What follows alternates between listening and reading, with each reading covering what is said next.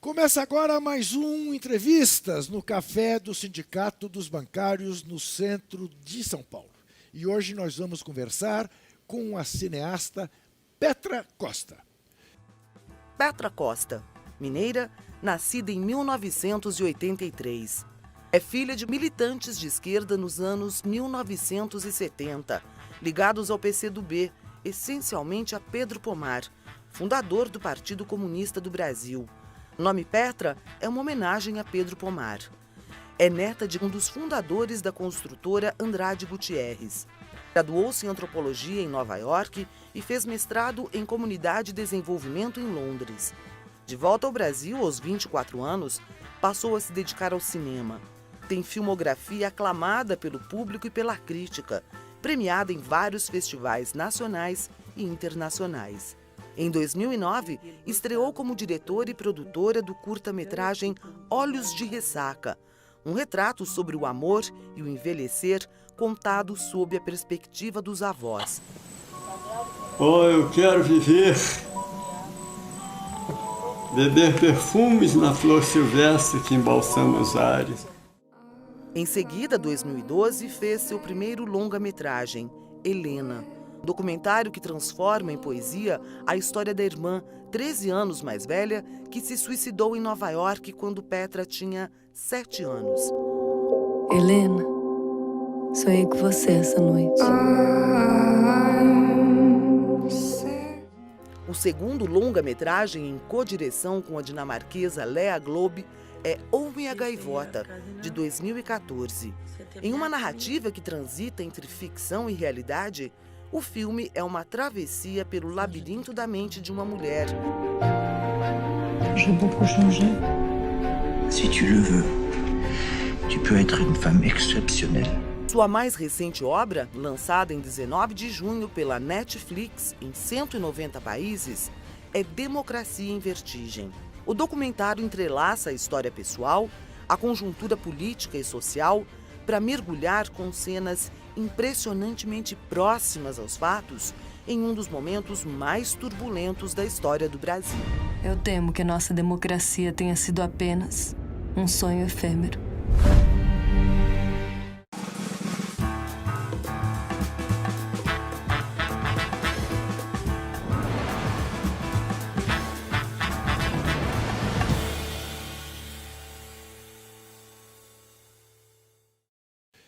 Para fazer este programa, estão conosco a atriz e produtora cultural Rosana Maris e o também jornalista Paulo Donizete de Souza, jornalista editor-chefe da Rede Brasil Atual e da Revista do Brasil.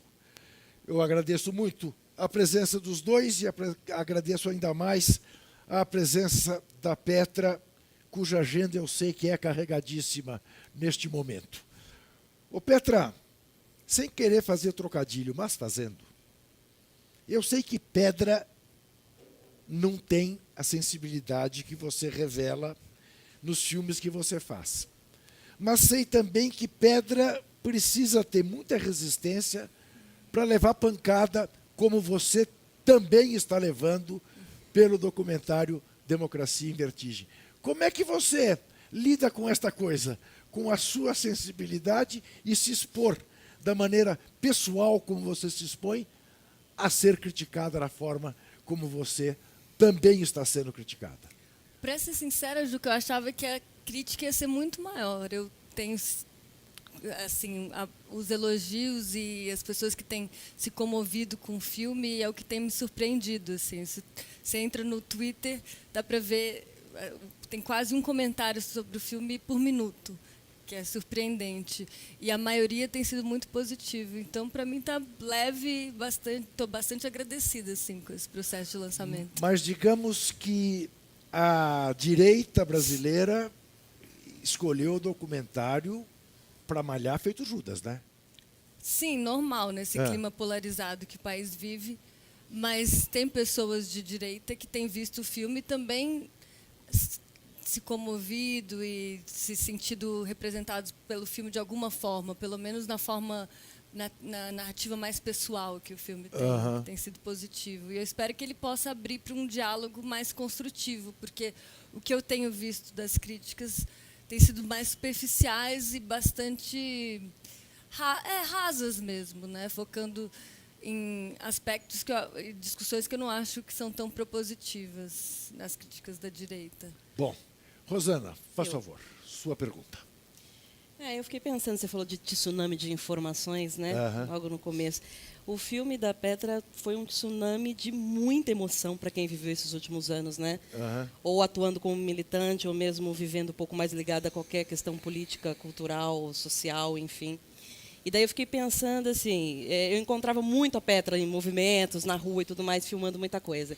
Eu fiquei pensando quanto tempo você tem de material gravado, porque eu acho que você filmou o quê? Uns 4, 5 anos, pelo menos, né? 3 anos. 3 anos. Então, quanto que você tem de material gravado e se ficou alguma coisa assim que você queria muito ter posto no filme, mas que aí, enfim, pela edição, pela narrativa que você deu, você teve que abrir mão, mas de repente pode contar pra gente, sei lá.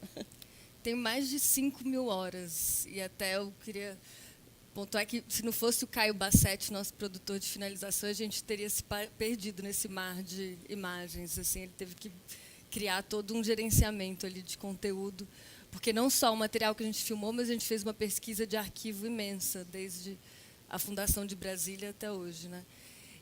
Tem muitas coisas que eu queria ter posto que foram difíceis. Assim, a gente tinha a morte da Marielle, a gente tinha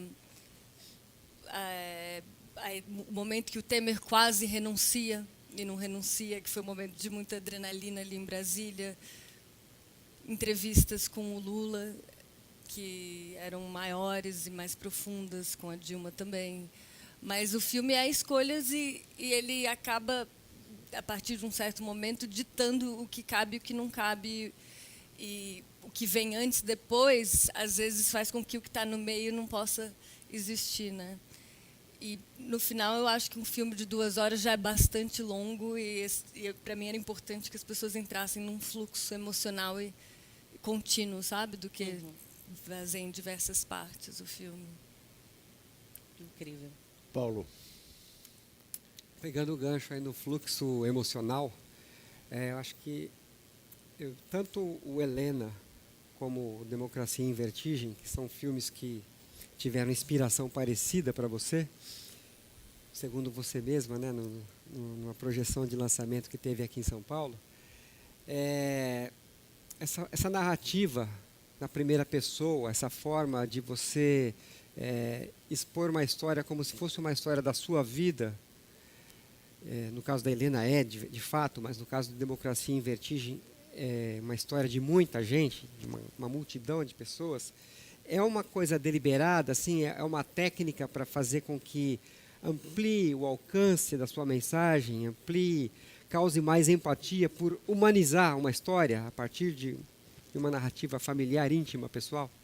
Foi mais uma descoberta na jornada de como contar uma história, assim, porque eu venho da antropologia e na antropologia tem uma discussão longuíssima sobre como representar o outro, né, que hoje em dia no Brasil se popularizou como lugar de fala.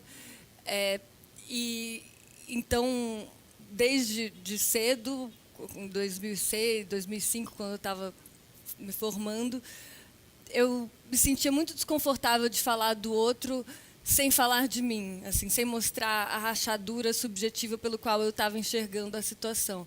Então, quando eu comecei a fazer documentários, eu tentei, a princípio, fazer documentários mais objetivos, mas me sentia nessa encruzilhada de sem querer ser a tal antropóloga que pode ser vista de um lugar colonialista falando de um outro. Então, para tentar decifrar esse problema, a forma que eu encontrei é de me colocar e ser bem claro de onde eu estou vindo, de onde eu estou enxergando a situação e quais são as minhas próprias contradições dentro dessa situação, né? E nos primeiros filmes, que eram muito pessoais, isso vinha de uma forma natural, porque eu estava falando da minha própria intimidade. E nesse filme ficou claro para mim muito cedo que o que me interessava era a relação de um indivíduo, nesse caso mas eu via que era algo que estava acontecendo com indivíduos mundo afora, que começaram a sentir de repente que a relação que a gente tomou como certa, uma relação saudável com a democracia, que iria simplesmente evoluir, talvez a passos mais devagares do que o esperado, mas continuar progredindo, não era tão certa quanto a gente imaginava, e falar dessa incerteza, desse trauma. É um pouco, Petra, o fundador de uma revista que fez grande sucesso nos Estados Unidos, a Esquire, ele dizia o seguinte, que há duas maneiras de você fazer um veículo. Fazer uma pesquisa junto ao público, para saber que veículo o público quer, e que demanda saber ler pesquisa, interpretar, que nem sempre o que a pesquisa diz é aquilo que realmente se deve fazer, ou fazer um veículo, o veículo que você gostaria de ler. Uhum. Tá? E aí, dizia ele, depende de você ter a sorte de muitas pessoas terem o seu gosto e o veículo ser bem sucedido. É um pouco por aí, porque você pegou muita gente, né, que vê o documentário e chora. Sim. Quer dizer, a tua história é a história de muita gente. Uhum. É isso? Eu acho que sim, eu acho que existia uma falta também, né, muito grande. Acho que eu e muitas pessoas que eu conheço sentiram por muito tempo uma falta de representatividade, né, nos meios de comunicação. A gente via de outra forma as coisas que estavam acontecendo nos últimos 5 anos. E uma sensação de um grito entalado na garganta, o que muitos falam, né, ao ver o filme. Então, acho que faz parte disso. O fato de você não esconder o seu lado, o que, do meu ponto de vista, é um dos gols do filme. Olhando hoje em perspectiva, o resultado final, você acha que faltou uma dose de autocrítica ou está na medida, até porque o Gilberto Carvalho pontua com todas os pontos e vírgulas a questão da autocrítica? Eu acho que faltou. Eu acho que ainda falta autocrítica por parte de diversos setores.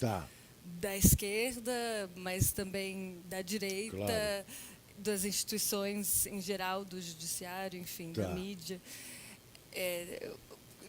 Tem um autor que chama Jared Diamond, que escreveu um livro agora chamado Crises.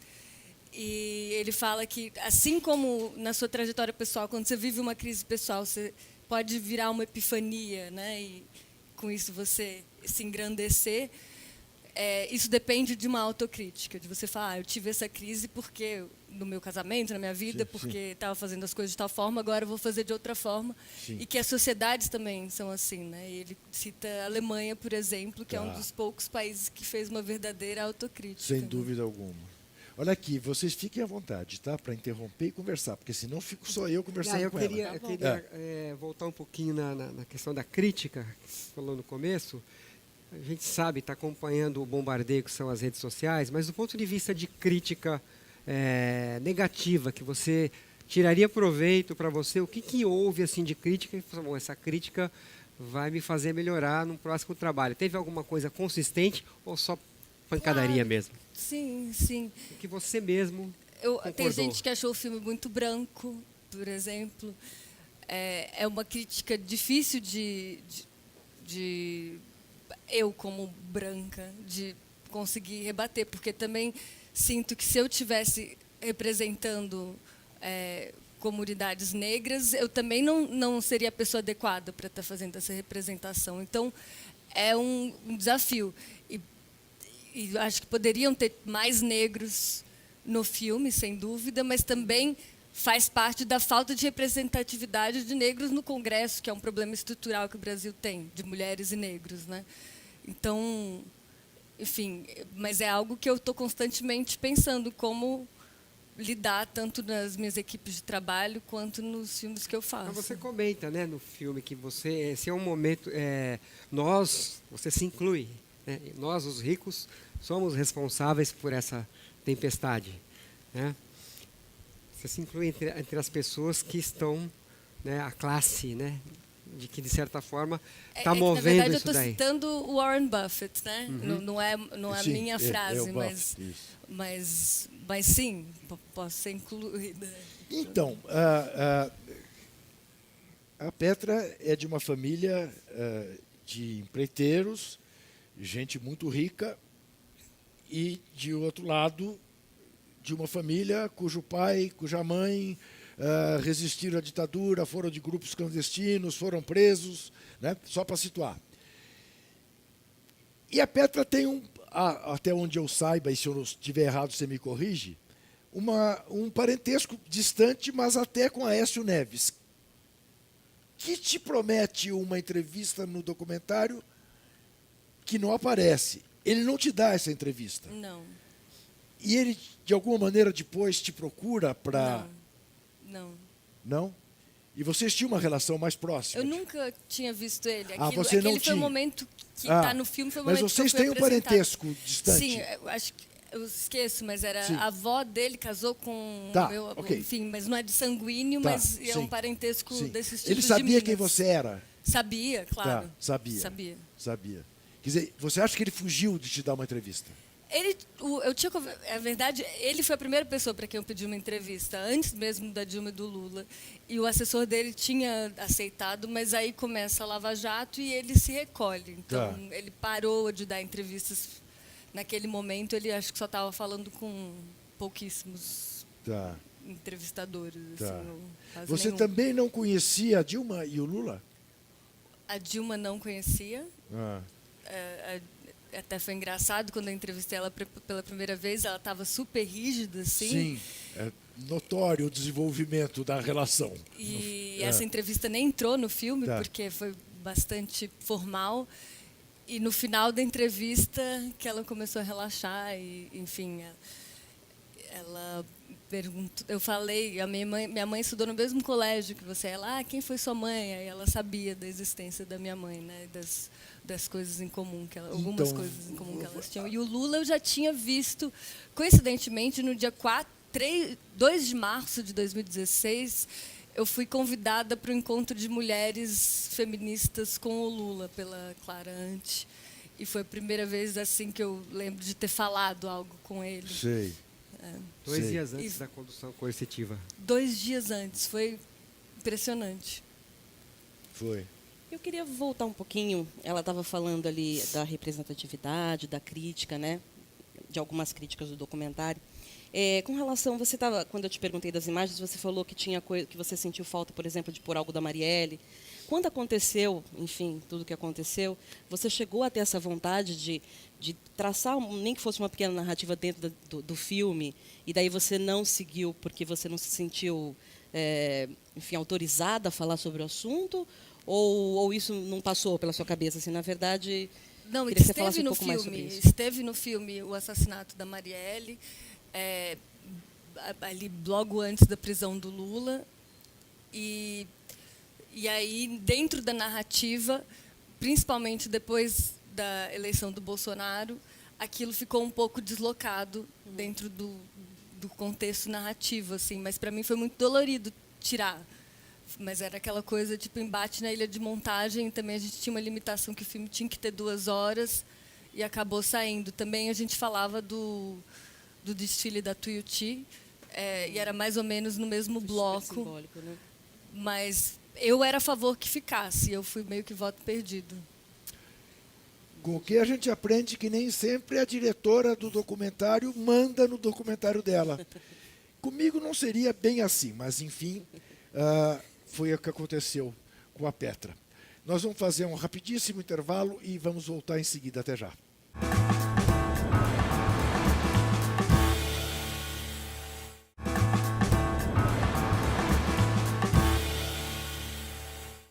Voltamos ao Café do Sindicato dos Bancários no centro de São Paulo com o programa Entrevistas, conversando hoje com a cineasta Petra Costa, diretora e produtora do documentário Democracia em Vertigem, que, se você não viu, eu lhe digo, veja, vá ao Netflix e veja, porque é absolutamente imperdível.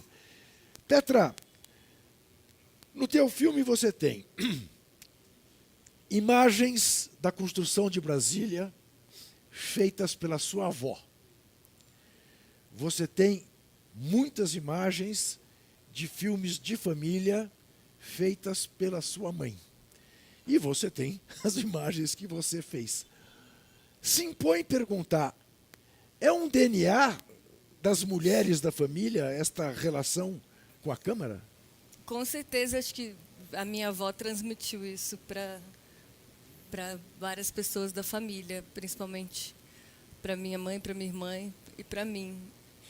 Ela era fascinada pela câmera e de uma forma muito, enfim, à frente do seu tempo, né, para uma mulher dos anos 40, 50 ter uma relação com a câmera como ela tinha.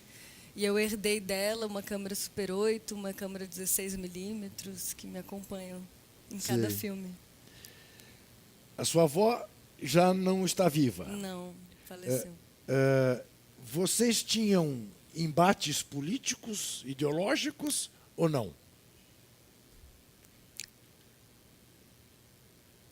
Não muito, porque eu fiz um filme sobre os meus avós, chama Olhos de Ressaca. Esse eu não vi.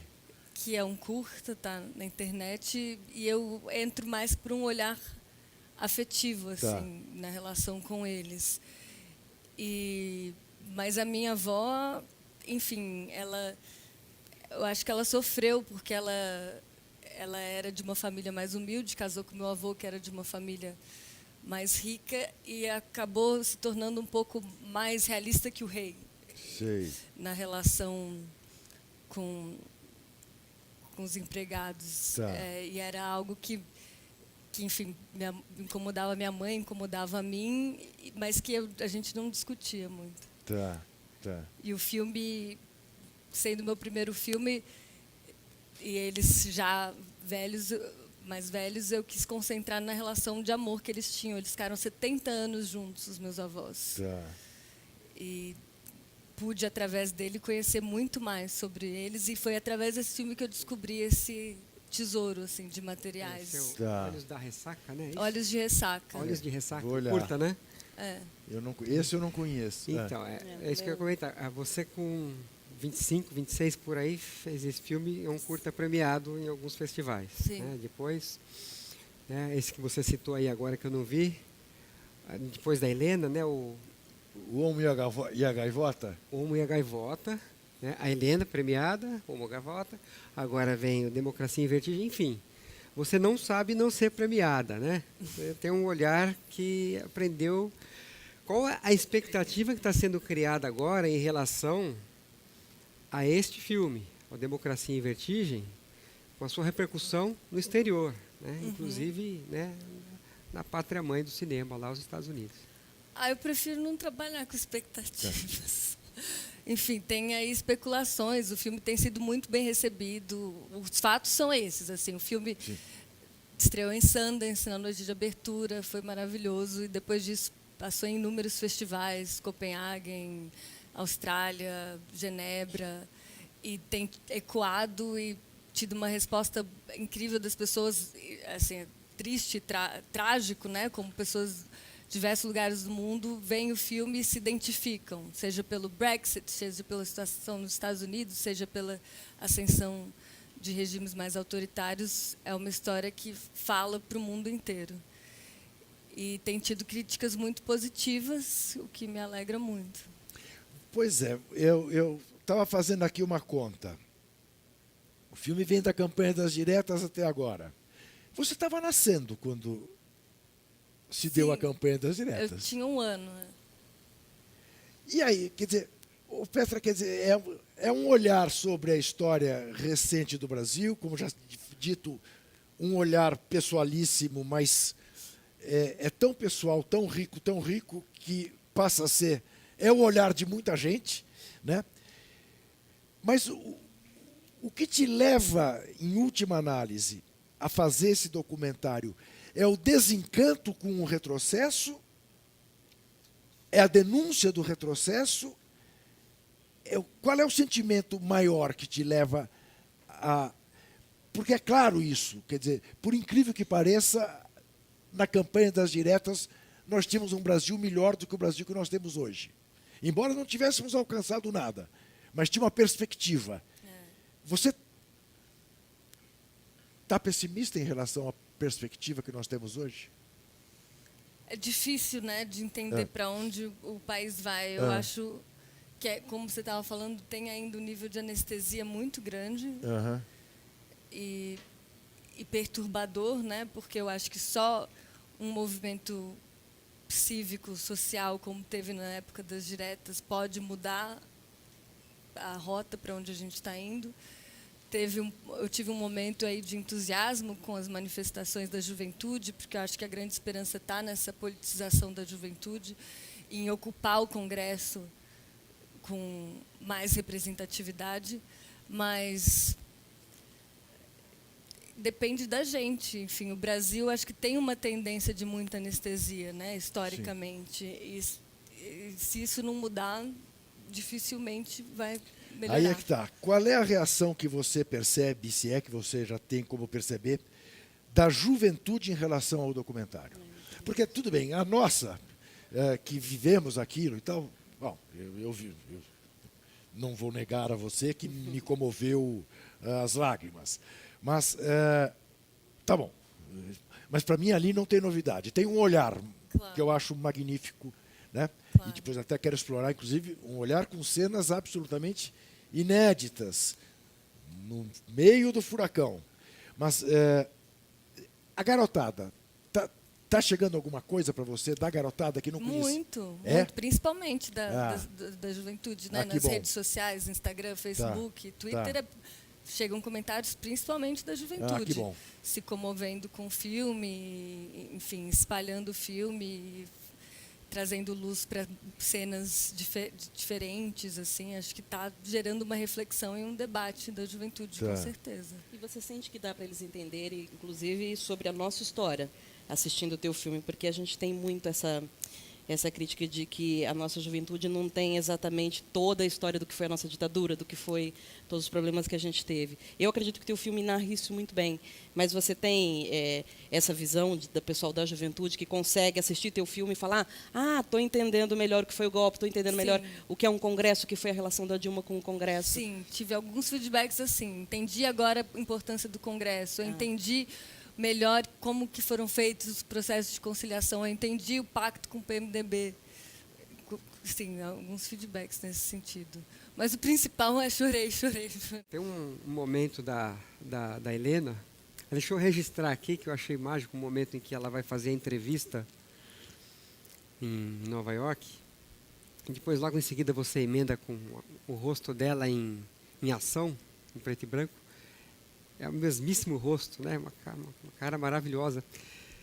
Mas naquela ocasião estávamos iniciando um momento de quebradeira da produção cinematográfica, né? Sim. Que ela registra bem, né? No Brasil não se faz teatro, tem 1 ou 2 peças por ano. Se você quiser fazer TV, você tem que fazer novela. Se você quiser fazer filme, é um filme por ano. É Collor, né? Isso, estava iniciando a era Collor, né? E eu observei que nos anos 2000 para cá, tem uma produção documental e ficcional brasileira imensa. Né? Você mesma, né, tem 36 anos e 5 filmes aí de alto nível. Né? E eu vou, só para ficar na seara do documentário, né, o Silvio Tendler fez um monte. Né? E acho que pouca gente no Brasil contou a história do Brasil dos últimos 50, 60 anos como ele. Com certeza. Aí teve os filmes do João Moreira Salles, né, do Eduardo Coutinho. Enfim, tudo contado a partir de uma nova história que se começou a construir em 2002. Né? E agora, qual que é a sua perspectiva de que essa história seja novamente interrompida? Porque em 64 a gente passou por um golpe violento que atuou imediatamente e rapidamente na cultura. Sim. Na produção cultural, na música, no cinema, no teatro, nas artes, na literatura, em geral. Né? E nas outras áreas, educação, saúde, ela foi gradualmente, né, transformando o serviço público em sucateamento. Agora está tudo acontecendo muito rápido. É na cultura, no meio ambiente, é na educação, é no serviço público. Você vê alguma perspectiva? Falo para você e falo para vocês também. Você vê alguma perspectiva de para onde a gente pode ir? Como que a gente pode reagir diante de um cenário tão aterrorizante? É como dizem, né? Para construir leva décadas e para destruir é em um segundo. E esse ano, a quantidade de filmes brasileiros em Berlim e a premiação que o Kleber Mendonça teve em Cannes, junto com Karin Ainus, foram históricos, né? E é muito triste pensar que isso vai se reverter, que já está se revertendo no nível de segurança que as produtoras todas estão tendo em relação ao futuro da Ancine, né?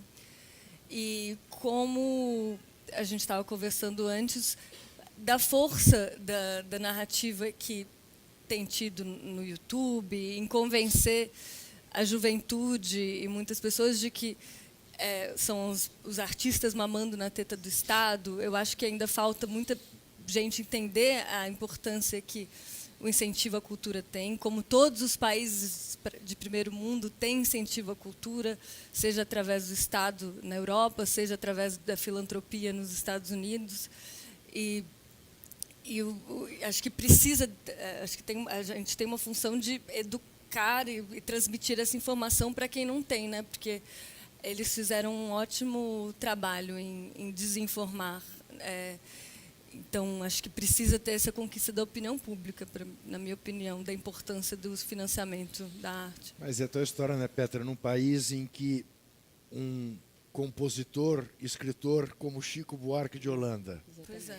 ganha o prêmio Luiz de Camões, o maior prêmio da língua portuguesa, e o presidente da República, institucionalmente, não se dá ao trabalho de parabenizá-lo, ou morre a Bete Carvalho e ele não faz uma referência sequer, né, ao que significa na cultura brasileira uma Bete Carvalho, né, ao passo que o DJ que espancou a mulher e se suicidou virou um cara simpático. Respondendo a você de minha parte, eu vejo com uma necessidade brutal, Paulo, da gente resistir e não entregar, não deixar que esses caras prevaleçam, porque será a vitória do obscurantismo sobre o iluminismo. Estamos falando disso, apenas disso. Existe uma rachadura muito grande, né, entre o governo Bolsonaro, os artistas no geral, eu acho, e tem uma narrativa muito forte de colocar como lados opostos, como os artistas ficassem de um lado completamente oposto ao restante do país, como se não se importasse com nenhuma outra área. Isso é uma coisa horrorosa. Mas é um lugar, é uma coisa fechada que a gente, como artista, vai ter que pôr luz de alguma forma, com poesia, contando história, resistindo, porque para trás a gente não volta, né? Pode não deixar a gente avançar tanto, mas a gente vai cavando esse espaço. Né? Acho que a cultura sempre foi uma resistência muito forte. E agora vai ter que ser muito mais para seguir, né? Porque a gente não parar, a gente não vai. Né? É isso. Petra, me conte uma coisa. Como é que você conseguiu aquelas cenas de bastidores do nosso Stuquinha? Porque ele é absolutamente cioso, zeloso e ciumento nas imagens que faz. Sim. Foi uma batalha? Foi. Enfim, eu fiquei muito impressionada, né, de conhecer o material do Stuckert. A gente se conheceu, acho que nesse dia que eu falei, que eu fui no Instituto 2 dias antes da condução com esse Steve, e depois, durante o tempo que eu estava batalhando uma entrevista com o Lula, pude conhecê-lo melhor e ele me contou do material que ele tinha e a gente foi conversando por anos até eu poder ver esse material e a gente foi conversando e ele entendeu a dimensão histórica, ele já sabia a dimensão histórica que o material dele tinha e acho que achou interessante que pudesse não ser esquecido nesse momento tão crucial, né? E para mim foi um grande presente, porque como imaginar num momento de tamanha importância histórica poder estar ali nos momentos mais íntimos com o presidente. Ricardo Stucker é fotógrafo e acompanha o ex-presidente Lula desde sempre e faz imagens que estão no filme. A despedida do Lula e de Dona Marisa no dia que vão embora, né? Termina o mandato dele, cenas da prisão. Nossa, é muito forte, né? É muito forte. É muito A saída forte. do Sindicato dos Metalúrgicos. A saída do Aquilo é sindicato. Você dos esteve lá metalúrgicos. no Eu sindicato estava durante a lá, eu vigília? estava lá os 3 também. dias. Foi o momento também. mais tenso, né, de toda a filmagem, sem dúvida. Era a sensação de estar dentro de um filme de ação americano, que você tem um bunker que está sequestrado e dentro do bunker você fica assistindo pela televisão o país inteiro assistindo você lá e aí a tensão, as pessoas falavam, os policiais vão invadir, vão explodir, nanana, e a gente lá naquela tensão por 3 dias. Estivemos lá. Petra, você diz no Helena que você conversa com ela, ou você conversava com ela diariamente e diversas vezes por dia. Você tem conversado com ela sobre esse documentário? A Helena está presente ainda, não na sua vida afetiva, na sua vida profissional? Você dialoga? O que será que a Helena acharia disso? Como a Helena trataria isso? Para ser sincera, não. Eu conto que... Eu estou te perguntando isso só por uma razão. Quero deixar Sim, claro para você. sim. Você conseguiu manter a sua irmã viva. Não sei se você tem consciência disso. Quem vê o Helena, fala, Helena está aí. O que é inestimável. Isso não tem preço. Por isso que eu te fiz essa pergunta. Sim.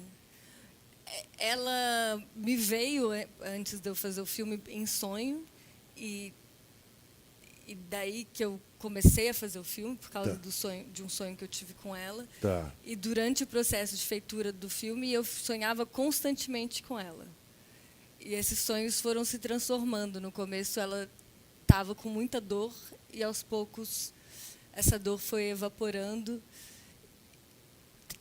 Teve até um sonho que eu cozinhava a dor dela, e ela, de fato, evaporava. E o último sonho que eu tive com ela, eu dançava em volta dela, eu menina e ela já adulta. Aí eu passei anos sem sonhar com ela, e mais ou menos há uns 2 meses eu sonhei com ela. Mas ela estava bem, eu só olhava ela, assim, acho que a gente encontrava e ela estava bem. Mas acho que ela está descansando, é a minha sensação, né? Mas no começo, quando tem aquele dia da vitória da Dilma, em 2010, outubro de 2010, e eu lembro nitidamente de ter pensado, nossa, se a Helena tivesse viva hoje, ela não se mataria. Porque a perspectiva de ter uma mulher que, como a nossa mãe, passou por tudo que passou e consegue chegar na presidência, dá uma outra perspectiva de mundo, né? E ela morreu num momento em que as perspectivas eram muito deprimentes. Os amigos dela estavam morrendo de AIDS, o cinema estava sendo destruído, o teatro estava sendo boicotado, enfim. E aquela eleição foi muito feia, né? Teve uma deturpação da narrativa ali que foi muito feia, e foi meio que minha introdução na política. E era um momento propício para perder a esperança. Sem dúvida, sem dúvida. Bonito. Foi um fim do centro político, a eleição de 2010, né? Foi onde o PSDB, com toda a história que tem de quadros, né, formuladores de políticas para o Brasil, que a gente goste ou não delas, havia formuladores. Em 2010 havia uma disputa do poder pelo poder de uma forma tão intensa, tão baixa, que o José Serra fez na campanha de 2010 instituiu, né, acho que foi a semente da nova direita que surgiu no Brasil. Eu estava falando de 89. Acho que 2010 quando da eleição da Dilma que você comentou aí. Que ela, sim, mas nesse momento de 2010 eu via como um momento de maior esperança. Sem dúvida. Mas, claro, teve já uma degradação ali durante as eleições, a falta de respeito mútuo, que depois só piora, né, em 2014. Sem dúvida alguma, a gente vai fazer um rapidíssimo intervalo, mas antes, você que acompanha a TVT e quer ajudar a manter esse canal educativo, democrático e público no ar, contribua com a nossa vaquinha, o nosso financiamento coletivo. Acesse catarse.me/TVT e faça uma assinatura. Até já.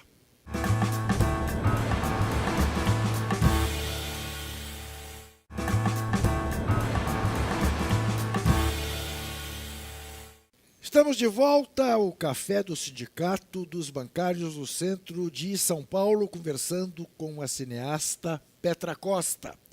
Petra, você fez referência ao fato de ter conhecido o ex-presidente Lula num encontro de feministas com ele.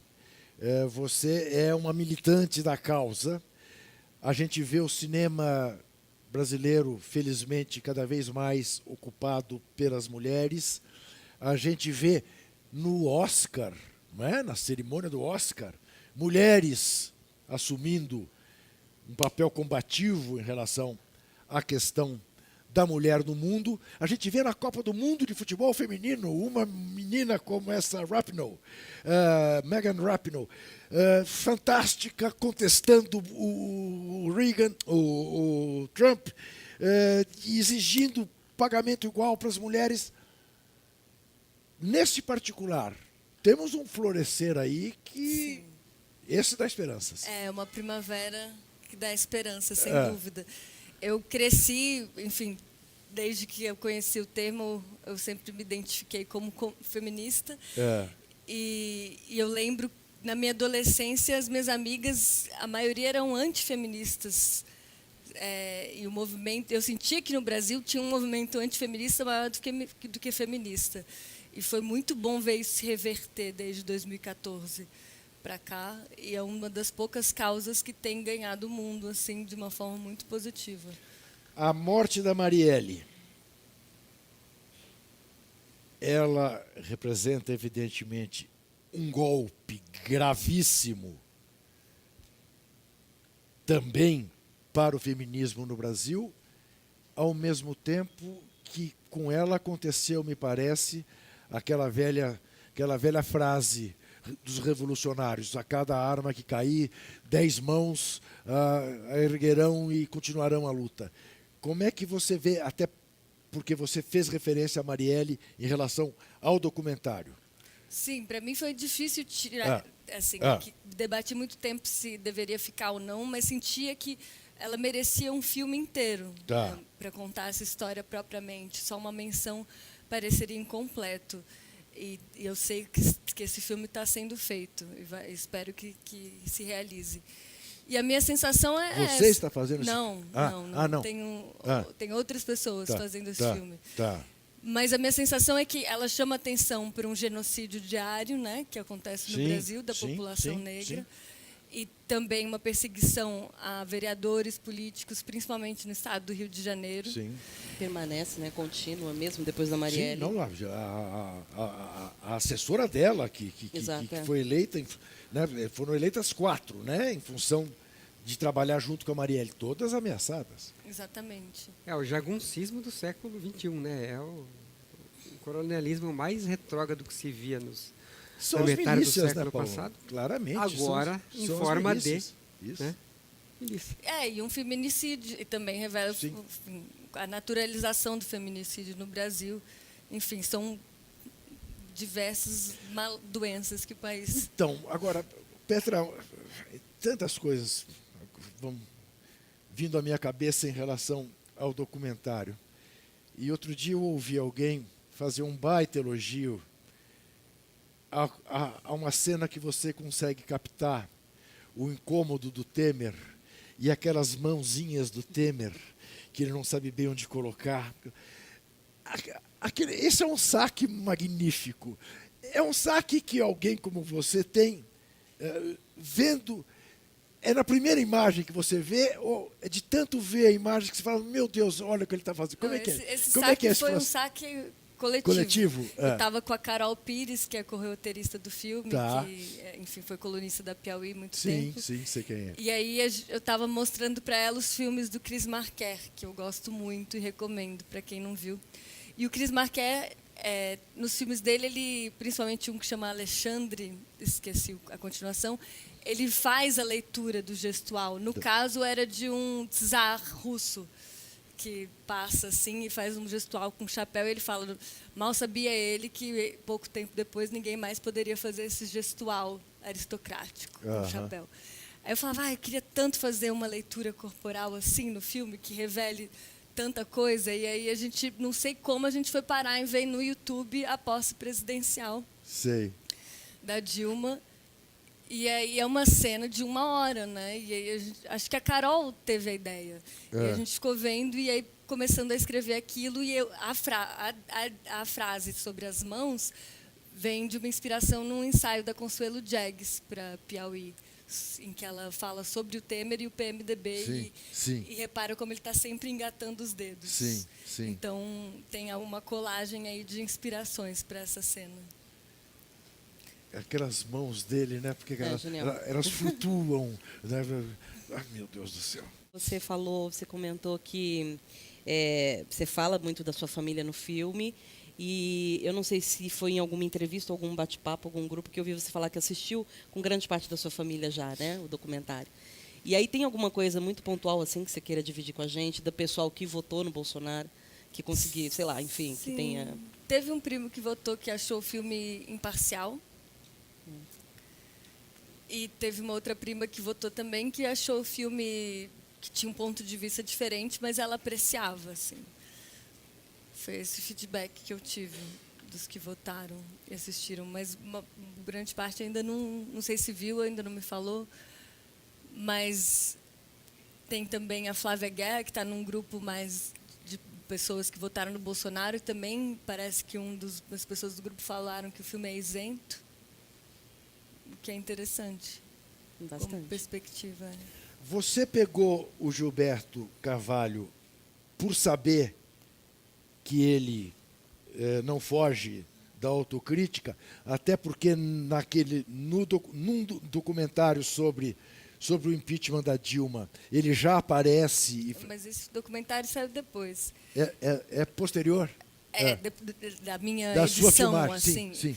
Não, eu entrevistei o Jacques Wagner, o Cardoso milhares de vezes, diversas figuras do PT, também do PSDB, do PMDB, e ficaram ali as falas que a gente achou mais contundentes. E, assim, claro que dentro da narrativa, né, tem muitas falas importantes que também não puderam entrar, mas eu acho que ele, com certeza, de todas as pessoas que eu entrevistei, foi a que mais elaborou a autocrítica. Uma autocrítica que, eu volto a dizer, acho necessária, não do ponto de vista de Inquisição, queima as bruxas, confesse seus crimes, mas de realmente pensar em como fazer diferente de agora em diante, para não cometer e cair nas mesmas armadilhas, né? Como é que você está se sentindo tratada pela chamada grande mídia?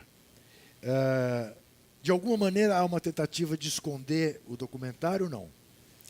Olha, ele saiu na Folha todos os dias da semana passada. Sim, que eu achei na Folha eu percebo. Mas, digamos, sem querer puxar a sardinha pelo fato de eu trabalhar lá, a Folha tem uma postura, digamos, mais aberta, mais democrática, né, para tudo. Não, por exemplo, a TV Globo trata do seu documentário? Ainda não.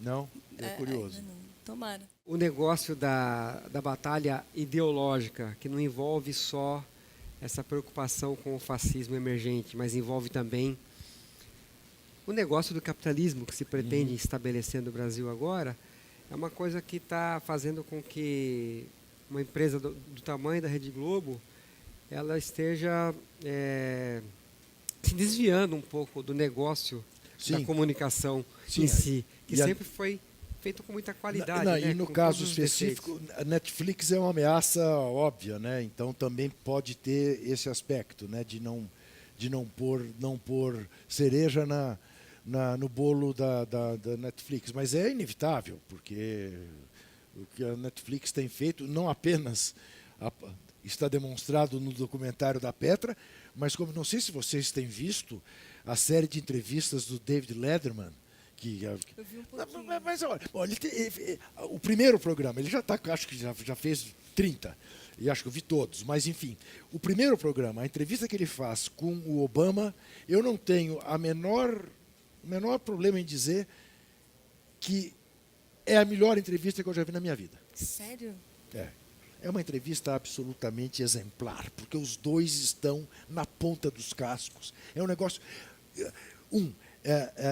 de uma simpatia a toda prova e de revelações que são assim é imperdível. Veja, porque realmente é imperdível. É imperdível. Então, você acha que o Lula já viu? Você sabe se o Lula já viu? Porque o Lula recebe em pendrive, né, coisas para ver. Você não sabe se ele... Ainda não sei. Não sabe. Nem da Dilma? Você não teve nenhuma... A Dilma assistiu durante o processo de montagem e gostou. Eu tinha medo, né, se ela ia gostar dessa questão de eu colocar a minha vida pessoal. Era algo que muitas pessoas tinham resistência e ela gostou disso. Teve algumas discordâncias, mas, no geral, foi bem positiva a reação dela. Tá. Você citou Petra. o Christian, o cineasta. Chris Marker. Chris Marker. É isso que eu queria que você falasse. Quem mais você toma como referência, assim, Sim. que te inspira? Sim, o Chris Marker, ele meio que inaugura o cinema de ensaio. E eu recomendo muito um filme dele, chama O Fundo do Ar é Vermelho, que ele fala sobre 68. É um ensaio sobre 68 ao redor do mundo. Ele fala, inclusive, do Brasil. E ele termina falando assim, os lobos continuam sendo assassinados, ele diz, fazendo referência à esquerda, mas eles ainda existem. E é um filme muito poético e revela bastante sobre esse espírito de 68, como a tristeza do fim desse espírito, ao mesmo tempo como ele ainda resiste, né, ao redor do mundo. Petra, podemos esperar um documentário sobre o Vaza Jato ou você não está pensando nisso?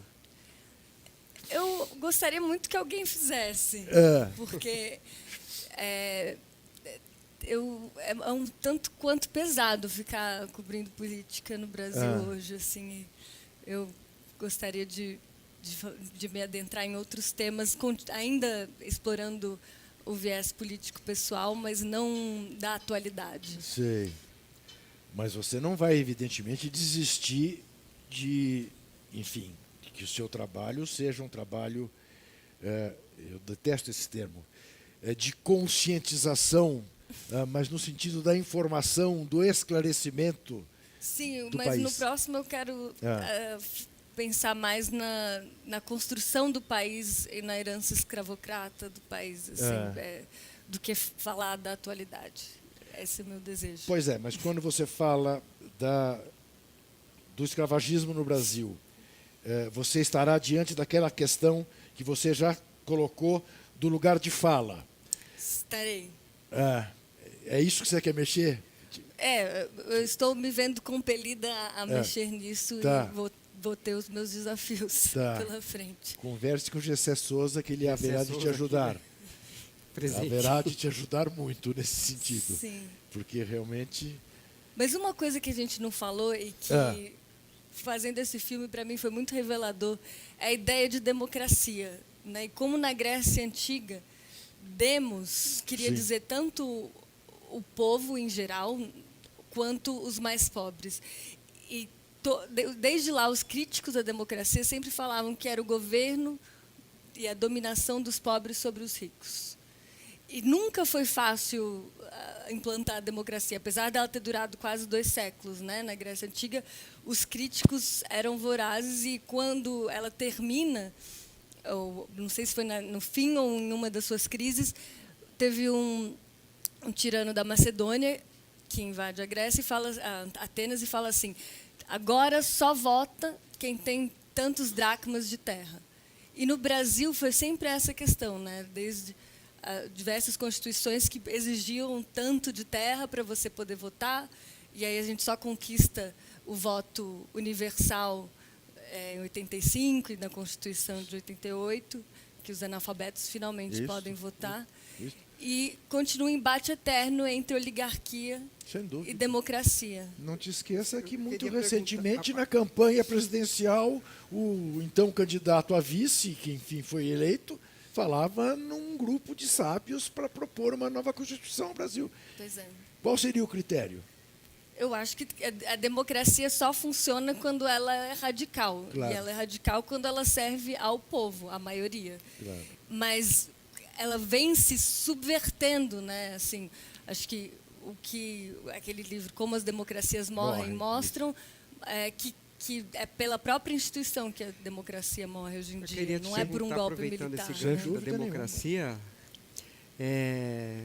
um processo tão rigoroso de seleção de imagens e de cenas que vão ser levadas ao ar, eu queria que você comentasse aquela entrevista com aquela funcionária do Sim, Congresso, sim. que é um povo ali, né, meio que alheio praticamente a um turbilhão de coisas que está acontecendo E com a ela vida. diz, eu acho que esse negócio de democracia não existe, não, né?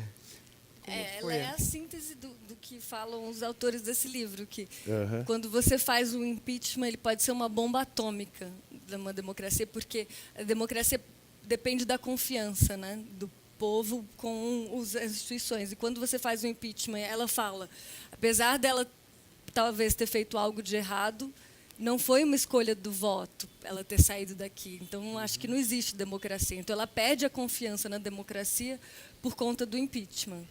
Apesar de não ter votado na Dilma. E numa pesquisa que foi feita em 2016, apontava que mais de 16% da população já não acreditava na democracia como a melhor forma de governo.